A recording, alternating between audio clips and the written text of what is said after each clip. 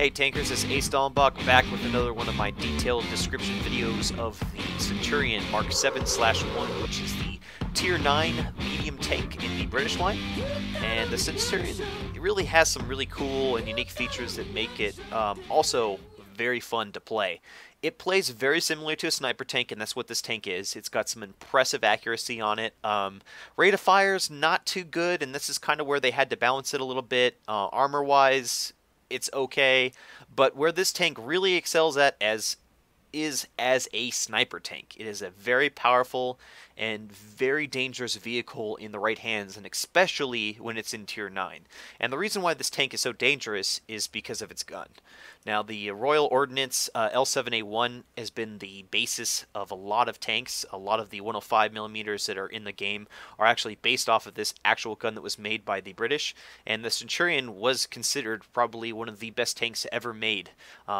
Even throughout, like, history, so not just devoted to like a certain period of time. It's been and I think it's actually been in service longer than most by a lot of nations. I think Israel had a lot of success after they modified theirs, and it's just one of those tanks that if you're a big historical buff, it's probably one of those tanks you want to have inside your garage.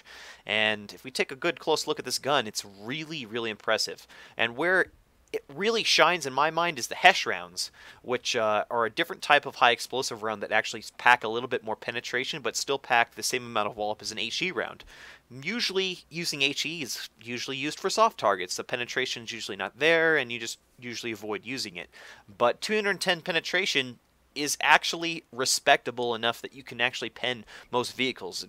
To be honest with you, it's really freaking good for a high explosive. 480 average roll damage is really, really high. It's actually, I think, even higher than the WZ-120's average penetrating shot with their standard AP shell.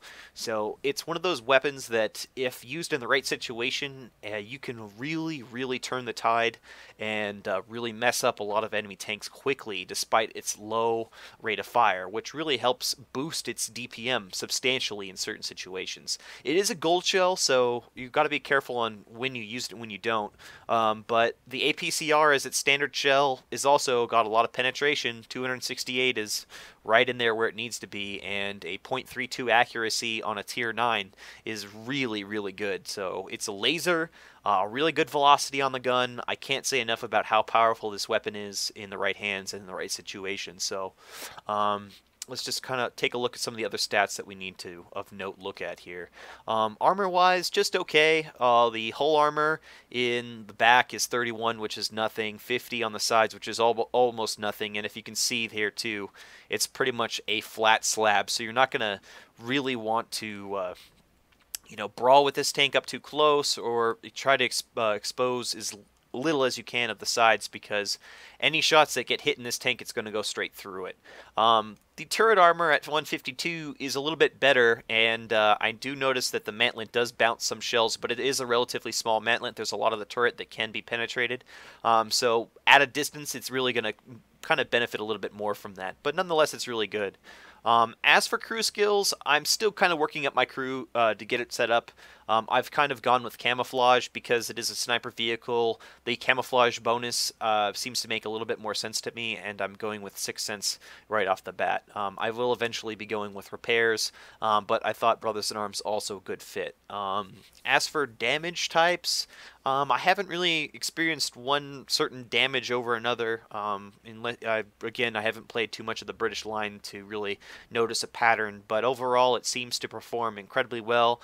It is got a 40 top speed, so it is not the fastest of mediums, but it's just fast enough to kind of help you relocate and find those good sniper perches to fire off a lot of rounds. So let's go ahead and jump into the game, and I'll show you guys kind of a little bit of the tactics and stuff you can implement in this vehicle.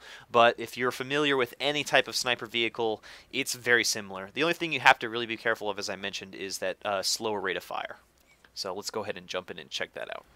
Okay guys, so here we are on Mountain Pass. I'm sure you guys have played this map several times. It's a really, really fun map to play.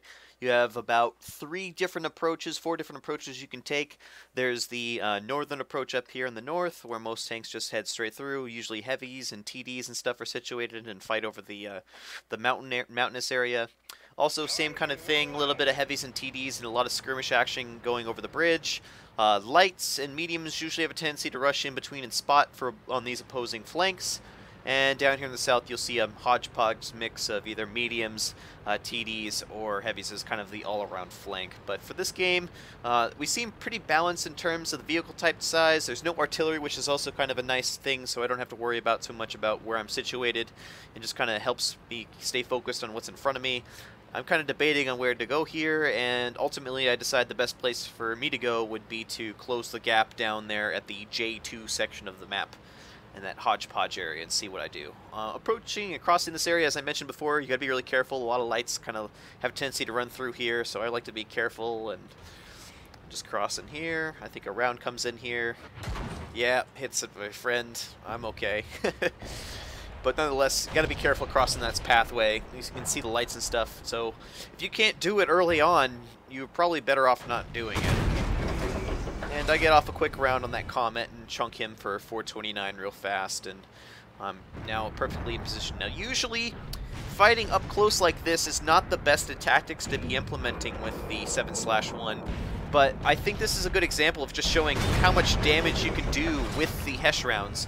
And after firing off that second AP, I'm now going to load up my Hesh rounds and start putting some Hesh rounds into these enemy targets. And you can actually see the higher roll damage. 447 on that shot, a lot higher. So you're going to start to see some really powerful rolls with this gun. So when you're playing and using peekaboo tactics, it's really important to kind of be mindful of your enemy's reload times and do your best to try to avoid being tracked. If you're tracked in a situation like this and you're left exposed, you're just going to get drilled repeatedly. So be careful, always just pop out, get your shot off, and then move back to cover. The other thing too is make sure when you're doing these tactics and there's artillery present, try to make sure you're always already safe. I mean, that's a given all the time, but when you're using these kind of like slow skirmishing combat phases, you're pretty much situating yourself in one location, and it's just an arty's dream when they can see a target that's for the most part stationary. So be really careful where you situate yourself in these kind of situations. That was a low roll in the HE shell. I mean, I did 277 damage and not really going to get too much penetrate on that SA-1's turret, but I think I try one more time because I'm not too familiar with the Japanese tanks, and I think I really get a low roll, and at that point I switch back to the APCR. Yeah, 35, not very good, but again, getting the shot off real fast and moving back to cover, avoiding the incoming fire. And then I do get hit by that Comet for surprisingly a little bit more than I expected, and then that SA gets another one off, so I am getting a little bit of abuse here, and this is just, they're implementing the exact same tactic I am, and they're kind of starting to catch up on the DPM a little bit. But overall, we have the better position. They're having a harder time situating themselves, and the reason why we're doing better than they are is obviously we have a lot more area to spread out and fire, so they have to be more mindful of different positions that they're going to be taking fire from. I literally only have to worry about the tanks right in front of me. So we're really starting to DPM them down, and you can see all the tanks are severely damaged, and at this point it's a good time for us to consider charging in. I'm kind of debating on when to go in. I don't want to rush in too prematurely. I get another shot off on that SA, and when my Centurion friend starts to run in there, Optic Blaster, I decide it's my time to also join him in helping him with a mop-up and finishing off the last of these remaining tanks. And we do it real quickly. Perfect timing, nothing can be said bad about the tactics that were implemented there. All around, just the team as a whole did really well there, and as a result, we were able to get away a really clean and quick victory. So again, analyzing the map, I'm being really careful. Now we're in the choke point, and I'm kind of concerned about that 704 particularly, and the PTA has retreated, so we're kind of taking our time. There's also some tanks that haven't been spotted yet, especially that those big TDs like the REM, those things will really mess you up, so we're really being very careful and very slowly approaching into this walkway, this tight corridor in between the mountain and this pass here. So I decided I'm going to go ahead and cross, that way in case there is a TD situated up on the hill, I don't get hit. I see the PTA, I fire, and it goes in the dirt. I tried to get that run off real quick. Sometimes it's nice just to throw them out there when you can, but it just goes in the ground. Sometimes RNG is not going to be on your side, but you're never going to know unless you take the shot sometimes. And sometimes in these early skirmishing phases, you can get away with a little bit of that.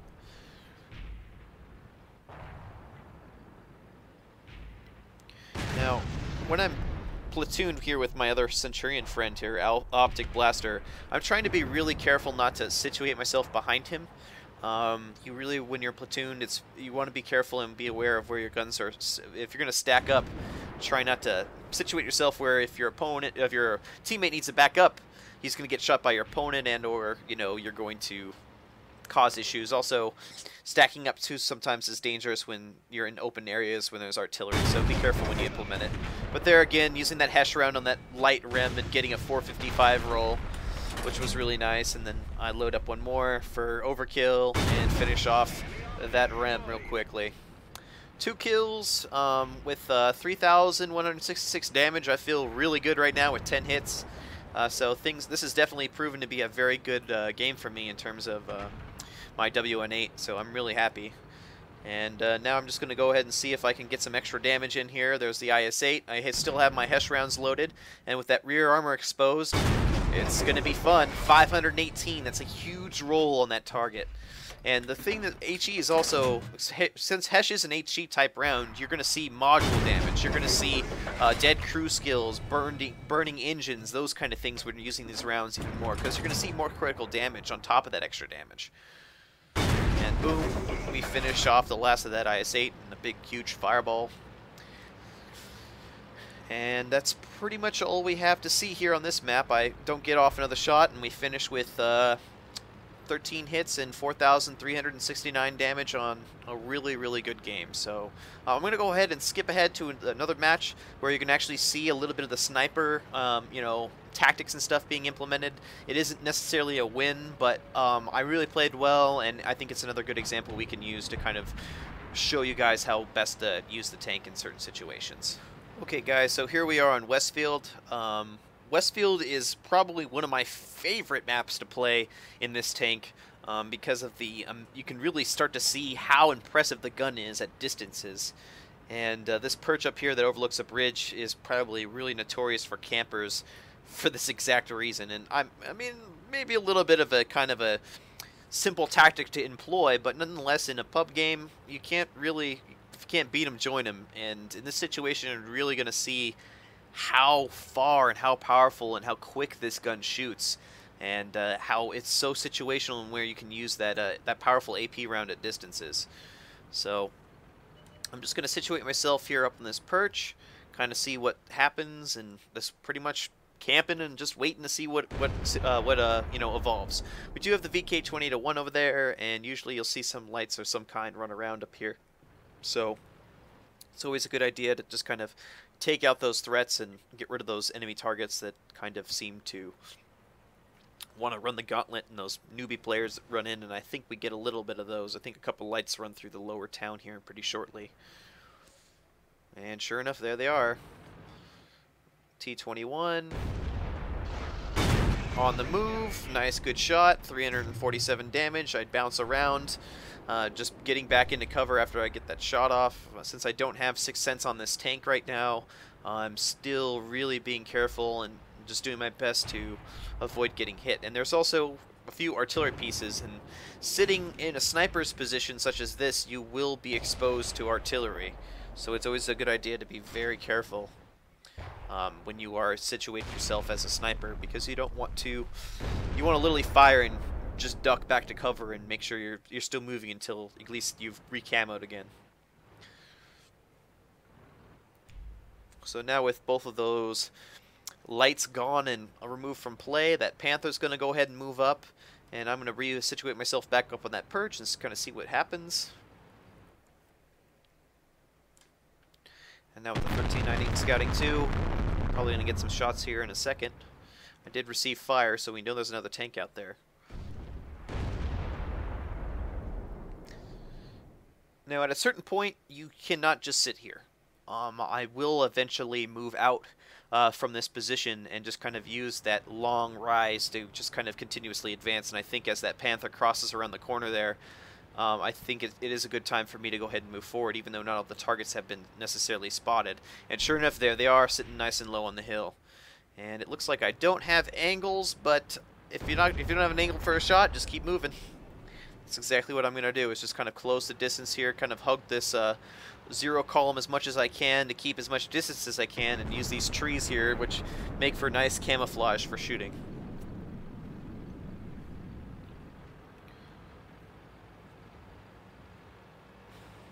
This huge valley is just a sniper's dream, and you have so many places to hide and so many good perches you can set up to fire and actually have a very large view range of the map and situate yourself and see a lot of what's going on. So I sit myself up here, seeing if I can maybe get an angle and take out that enemy target. I think somebody messaged me in TS, but we'll continue.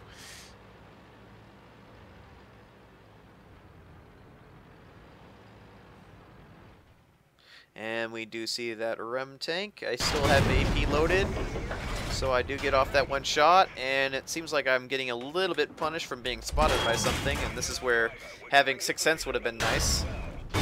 But I want to get rid of that REM, so I take him out, and I do lose my driver there, but we heal him back in. We can't afford losing the driver there. I've now recamoed, because I'm not taking fire anymore. But I can't really stay and sit. I mean, I am exposed here. That 1390 has kind of squandered his advantages, and now I'm going to have to go ahead and close it and see if I can help take out some of these targets here. And I get a really low roll there. But I mean, I am still making use of this powerful gun at distance.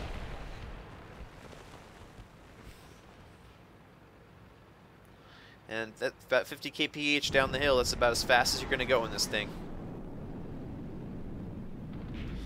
My buddy is, you know, optic blasters on that other hill there, so I'm going to try to close the distance here and get underneath the fire from the other hill. And I see that Leopard BTA, so I start putting rounds down on him. Again, seeing how that reload is really long, so I mean, up close, you're not going to be able to out DPM tanks that do that have those faster rate of fires. But there you go, I'm getting some bounce shots, not staying situated. That Comet is still penning me. Dodging already, again, not staying situated in one location, and sure enough, there's the 1390. Now, the 1390 is a major threat. I definitely want to get rid of the eyes of their team, but things are just not seem to be going too well for our team now. And I have switched to Hesh rounds for the light vehicle.